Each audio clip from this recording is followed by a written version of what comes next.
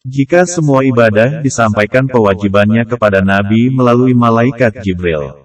Tidak demikian halnya dengan sholat. Ibadah ini disampaikan secara langsung oleh Allah melalui peristiwa besar, yang dialami seorang hambanya, yang disebut Isra dan Mi'raj.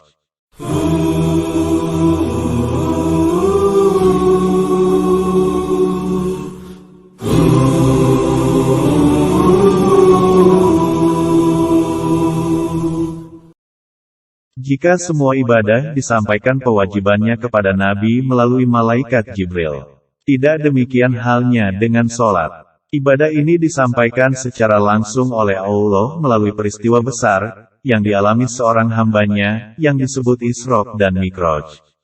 Sholat adalah ibadah paling utama dalam Islam. Bahkan ia adalah amal pertama yang akan ditanyakan Allah, ketika seseorang hamba masuk ke dalam kuburnya.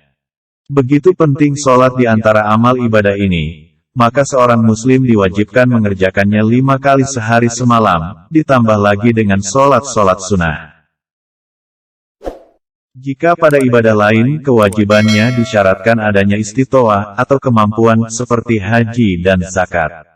Pada ibadah puasa, kalau seseorang tidak mampu melaksanakannya karena sakit atau uzur lainnya, ia boleh mengganti puasa di hari lain atau bahkan boleh menggantinya dengan fidyah jika benar-benar tidak mampu melakukannya.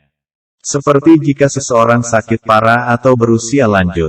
Maka dalam sholat, uzur yang membuat uzur fisik yang menjadikan seseorang boleh meninggalkannya jika ia telah bertemu dengan Allah. Berikut ini adalah beberapa hal yang menunjukkan urgensi dari khusyuk. 1. Khusyuk dalam sholat adalah cermin kekhusyuan seseorang di luar sholat.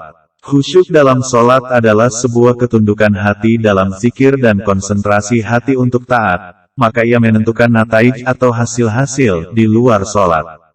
Oleh karena itulah Allah memberi jaminan kebahagiaan bagi mukmin yang khusyuk dalam sholatnya. Allah berfirman yang artinya, sungguh beruntung orang-orang yang beriman. Yaitu orang-orang yang dalam sholatnya selalu khusyuk. Al-Mu'minun, ayat 1-3. Begitu juga iqamatus sholah yang sebenarnya akan menjadi kendali diri sehingga jauh dari tindakan keji dan munkar. Allah berfirman, yang artinya, dan tegakkanlah sholat, sesungguhnya sholat itu mencegah tindakan keji dan munkar. Quran Surat Al-Ankabut, ayat 45. Sebaliknya, orang yang melaksanakan sholat sekedar untuk menanggalkan kewajiban dari dirinya dan tidak memperhatikan kualitas sholatnya, apalagi waktunya, maka Allah dan Rasul-Nya mengecam pelaksanaan sholat yang semacam itu. Allah berfirman, yang artinya, maka celakalah orang-orang sholat, yaitu orang-orang yang lalai dari sholatnya. Quran Surat Al-Maun, ayat 4-5.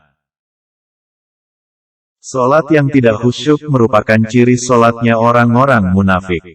Seperti yang Allah firmankan, yang artinya, sesungguhnya orang-orang munafik itu menipu Allah, padahal Allah balas menipu mereka. Dan apabila mereka berdiri untuk sholat, mereka berdiri malas-malasan, mereka memamerkan ibadahnya kepada banyak orang dan tidak mengingat Allah kecuali sangat sedikit. Quran Surat An-Nisa, ayat 142. Rasulullah Shallallahu Alaihi Wasallam bersabda, yang artinya, itulah sholat orang munafik. Ia duduk-duduk menunggu matahari sampai ketika berada di antara dua tanduk setan. Ia berdiri kemudian mematok 4 kali. Ia tidak mengingat Allah kecuali sedikit. Hadis diriwayatkan Al-Jamaah kecuali Imam Bukhari. 2. Khusyuk itu urgens. Karena hilangnya kekhusyuan adalah bencana bagi seorang mukmin.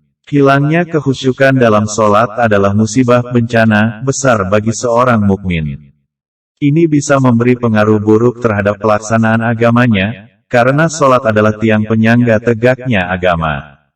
Maka Rasulullah Shallallahu Alaihi Wasallam berlindung kepada Allah, ya Allah, aku berlindung kepadamu dari ilmu yang tidak bermanfaat, hati yang tidak khusyuk, jiwa yang tidak puas, mata yang tidak menangis, dan doa yang tidak diijabahi. 3. Khusyuk adalah puncak mujahadah seorang mukmin. Khusyuk, adalah puncak mujahadah dalam beribadah, hanya dimiliki oleh mukmin yang selalu bersungguh-sungguh dalam muraqabatullah.